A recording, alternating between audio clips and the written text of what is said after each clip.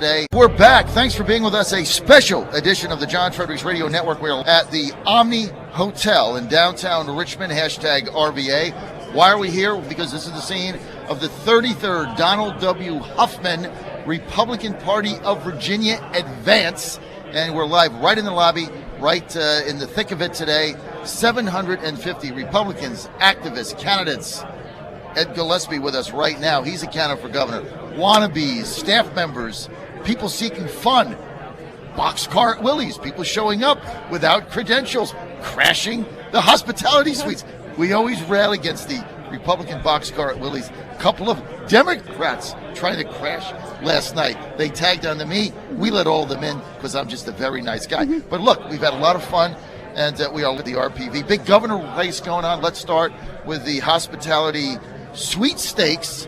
Martha, yesterday, the clear winner is with us right now. It was the best hospitality suite I've ever been to. The energy was off the charts. The hospitality it was phenomenal. In a landslide. Actually. It was phenomenal. The energy, the excitement.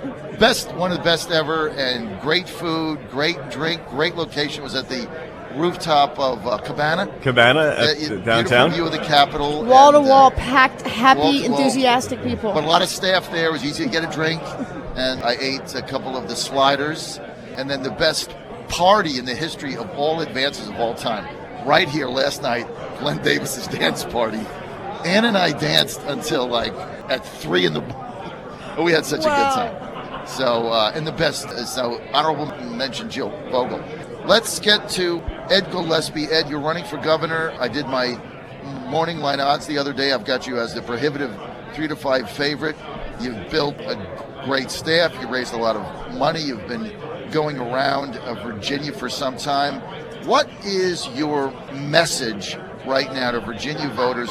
Why should they vote for Ed Gillespie to be their nominee in the next June primary? Because Virginia's in trouble, John, and we've got to turn it around. We've got to get back on track. The fact is our economic growth rate last year was 2%. That's anemic economic growth, and it was the first time in 5 years it was above 1%, and that's a result of the failed policies of the McAuliffe-Northam administration.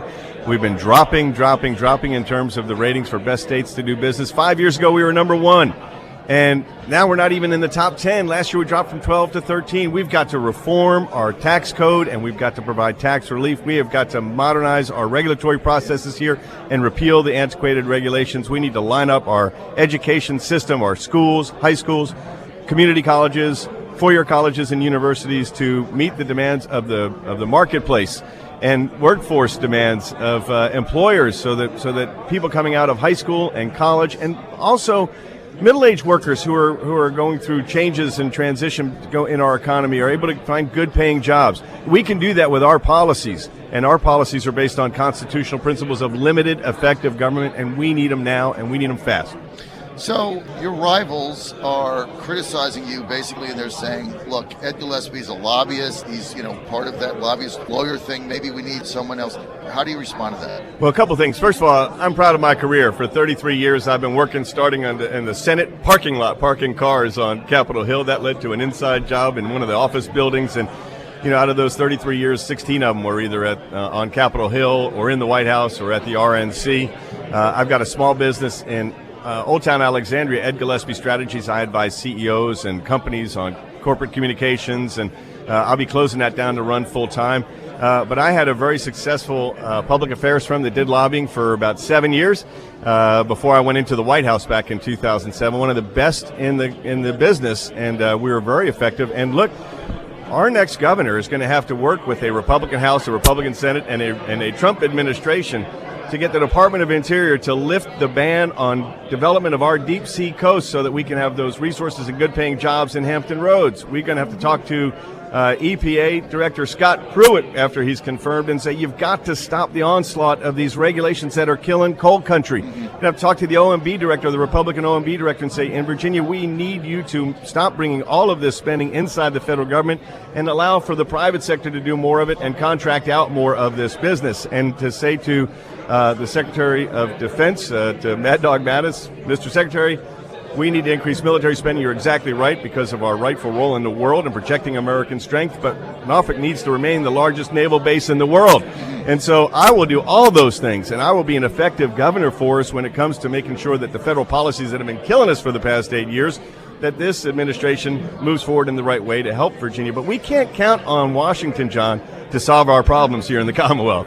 One thing that's clear after the past decade is we have got to be less reliant on Washington, D.C., and on federal spending and military spending in the East and federal contracts in the North. And obviously, we've got to adapt in terms of our coal sector in Southwest Virginia. We have got to diversify our economy. We've talked about it for decades. That time is upon us. It's here and it's now, and the next governor has to respond with a sense of urgency to the challenges we face. And let me just ask you a couple of questions, and I appreciate that answer. We're with Republican gubernatorial candidate Ed Gillespie. This will be decided in a primary in June. We have Ed right now as a front runner in this race. Let me just get to a couple issues. Number one, 2013, a lot of people at the end thought Cuccinelli had closed and that maybe had a shot to win. We could get no money from the RGA. We got nothing. Had we got $1 million, maybe $1.5 million, Cuccinelli wins. There is no Terry McAuliffe. That didn't happen. If you're the nominee, I know you got ties there. How can we be assured that finally the Republican Governors Association, the Republican National Committee, is going to step up and give us the money that we need in order to compete effectively with what is going to be a Democratic onslaught? Well, a couple of things. First of all, there's a lot of... Is that a legitimate question for me to ask? Of course it is, and it's a very legitimate question to ask me. I would say the only thing illegitimate about that question is you didn't point out that I didn't get a penny out of national groups or the National Republican Senatorial Committee in my Senate race in 2014. Right. And I lost by 0.8 of a percentage point, 16,700 votes, and I didn't get a dime out of them. I was outspent 3-1, and they realized that was a mistake, and they won't not bet on Ed Gillespie again.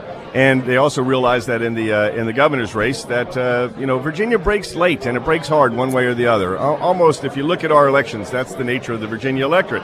And so the fact is, in New Jersey, they've had 2 straight consecutive terms of a Republican governor there. It's a blue state. I hope they do, but it's unlikely that they're going to get a 3rd Republican term in New Jersey. Look, all the chips are on the table in the Commonwealth of Virginia next year politically. This is where the Democrats will say, this is where we're mounting our comeback. This is, we're going to hold the Democratic governorship. That's exactly what they're going to do. And they're going to pour a ton of money in here. And I will raise the resources necessary. I will not be outspent 3-1 in this election like I was in the other one. I don't start 29 points down. In most polls, I start up against Ralph Northam. And we've got a big organization, thousands of volunteers all across the Commonwealth that are pumped up about this race. That gets me pumped up, although I'm easily excited. But the money is going to be there. I will not get outspent in this election like I was or like Ken was. Oh, well, that's going to be a key element because you're right. In the final 2 months, the entire Democratic National Committee is going to be focused on Virginia as part of their new comeback. Right. So you're going to be at the epicenter of the arrows that are going to come out. Let me ask you a question. The Republican governor in North Carolina just conceded last week, Pat McCrory. Good guy, did a good job. Part of that was his agenda on gay rights. Now, Ed, as you know, I'm probably one of the most fiercest gay rights Republicans in America. I've been fighting this battle for gay rights for 3 decades. What is your position on how are you going to make the balance between giving gay people in Virginia the opportunity of equal rights and also a lot of the conservatives that don't see perhaps eye to eye with somebody like me? Well, first of all, let me start by saying I believe we are all created in the image and likeness of God. And I love and respect people for who they are. I hope the same from them for me. And the fact is, what we have to do, and we can respect our First Amendment right to religious liberty and freedom while respecting one another as individuals. Look, to me, John, what we have to do is ensure that, those of us who are believers and who practice our faith, that in particular with not just churches, but religiously affiliated institutions. So, for example, I was on Thanksgiving Day, I was at a Knights of Columbus Hall, helping to put together turkey dinners for needy families. It's a wonderful charitable organization that does great work in our civil society. It's associated and affiliated and is a church-based organization, a faith-based organization. I went to a religious college. I went to the Catholic University of America, and I served on the board of trustees there for years. It's papally chartered, the only papally chartered college, Catholic college in our country. And, you know, we filed suit against Obamacare for being compelled to do things that went against the teachings of our church.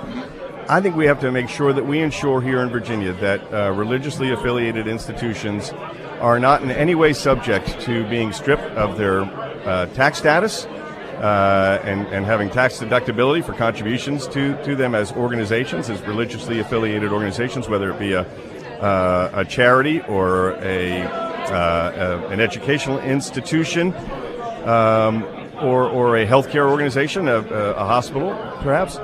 And that they're not denied their tax-exempt status or stripped of accreditation. And we have to protect those First Amendment rights of religiously affiliated institutions. I believe most of my fellow Virginians would agree with that and agree that they should be protected from any such a threat. All right, Ed, we know you have some other meetings. Final question again, thanks for being with us.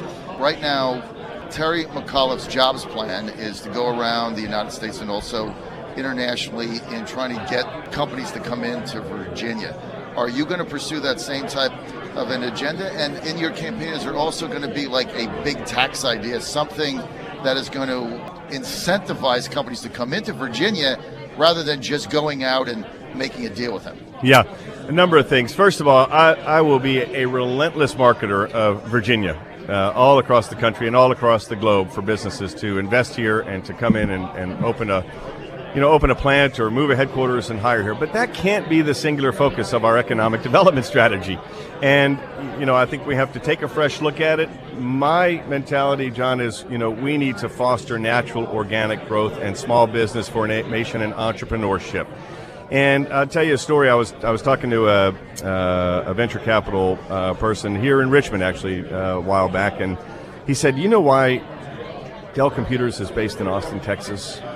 And I didn't know the answer. And the answer is because Michael Dell is from Austin, Texas, and he opened his business where he lives. And Texas makes it easier for a business to sink roots and to expand and to hire people. And I don't know what the next Dell Computers is going to be, but whatever it is, it needs to be in Virginia.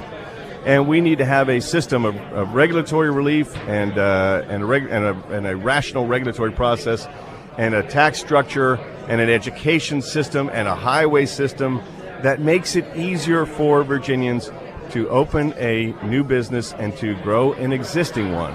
And I am all for getting other, existing companies, Fortune 500 companies to move here, and we'll market us like I said. But we've got to be patient and take a long-term approach to this and foster natural organic growth and move up the charts on best states to do business. And I'm going to do that. I'm putting together a plan, to your point, I've got 9 policy development working groups that are working all the time. I'm working all the time, meeting with people on these issues. I'll put forward a plan that will get us moving again. Now, we have a 4-year governorship.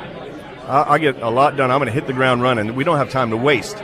But the fact is, we won't get to number 1 on that best states to do business list. We won't get to the top 5 in economic growth among the states, which is where we rightly belong. Not the bottom 5 where we were the year before last, but the top 5. That won't happen in the course of a 4-year governorship. It'll happen the governorship after mine, hopefully, or even after that. I'm fine with that. I hope the governor after me is the most popular governor in Virginia history because we're in the top 5 of states in economic growth and number 1 again on the list of best states to do business because of what I did in my governorship. I'm not looking for credit. I'm looking to get us growing again, and we can be, and I'll put forward the policies to do it. And then are you going to fight for the Mountain Valley Pipeline and the Atlantic Coast Pipeline?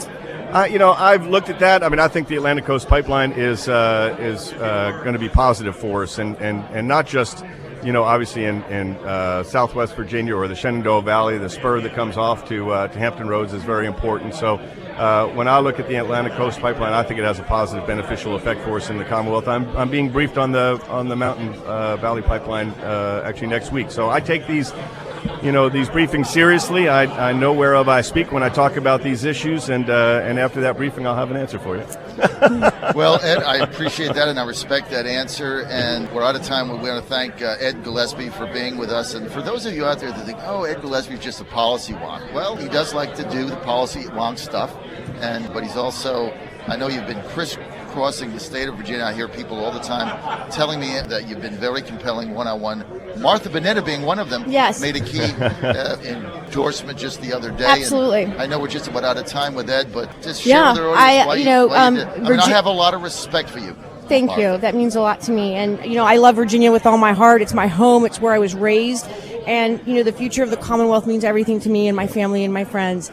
And when I look at the future of Virginia and really our nation, we're in such a critical state right now. We're overregulated to death. People are concerned about how they're going to put food on the table for their families.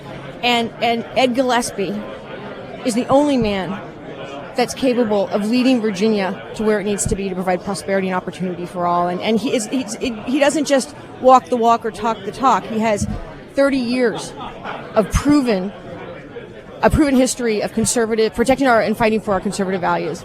And it's an honor and a privilege for me to endorse Ed Gillespie. All right, that's going to be I can't let it go unresponded to. Before I go, I have to say I am so proud to have Martha Bonetta's support. And I will make her proud and all Virginians, all Republicans, all conservatives proud in the campaign I run, mostly by winning it. See, there you go. Ed Gillespie, not just a policy wonk, right? So I want to thank you, Ed. Thanks, John. Thank you, Ed. And thank you for your thoughtful responses. We look forward to having you back as the campaign goes on. And Ed Gillespie might be Dr. Northam's biggest nightmare coming up, right? Yes, he will. He'll be his nightmare. Ed, thanks for being with us. Thanks, John. You're live on the John Fredericks Radio Network. I want to thank Matt Moran for getting you on. Good job. I'll be right back.